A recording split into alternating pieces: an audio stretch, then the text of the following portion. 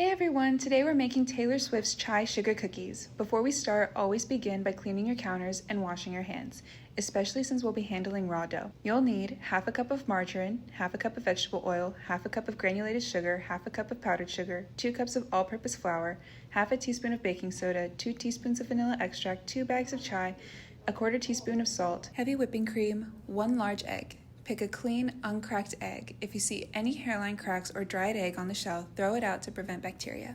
First, in a small bowl, melt the margarine until soft, using slow increments and a bowl cover in the microwave. Microwaves emit radiation, which makes polar molecules like water in the food rapidly rotate and rub against each other, generating heat by friction. Margarine contains water and fat. The water absorbs the microwave energy first, heats up, and then transfers the heat to the surrounding fat, causing the margarine to soften and melt. Let it cool until room temperature, then, in a large bowl, whisk together the margarine and the vegetable oil until smooth. Then, mix in powdered sugar, granulated sugar, egg, and vanilla extract. Note it's best to crack the egg in a separate bowl to avoid the chances of mixing in a rotten egg. Next, stir in flour, baking soda, salt, and the contents of 1 chai tea bag. You'll notice the dough will start to feel soft and airy. This is because the fat and sugar work together with physical manipulation to incorporate air into the mixture.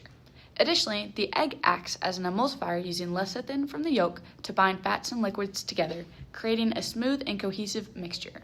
After mixing, let your dough chill for about an hour. This helps the butter firm up so the cookies don't spread too much when baking. After the oven is preheated to 350 degrees Fahrenheit, line your cookie sheet with parchment paper and scoop tablespoon-sized drops onto your cookie sheet. Bake for about 9 minutes until the cookies are ready. When baking in an oven, we can see our dough puff up and expand in size. This is due to both physical and chemical leavening. Baking soda is our chemical leavening agent here. It reacts with the mild acidity from the chai in the dough to release carbon dioxide gas. That gas creates tiny bubbles within the structure, allowing our cookies to puff up slightly and stay tender instead of dense. We can also see physical leavening as a result of the air and water vapor trapped in the dough. When we cream the butter and sugar, we physically beat in air bubbles. Those pockets expand in the oven as the water in the butter turns into steam, helping the cookies lift even more. While they're in the oven, we can make our icing with heavy whipping cream, powdered sugar, and another bag of chai. No accurate measurement is needed here. A tip would be to start small and add ingredients gradually to get your desired consistency and beat the mixture until smooth. After the cookies are done, make sure to use tongs instead of your hands to avoid contaminating the food. Icing is optional, but remember to let the cookies cool.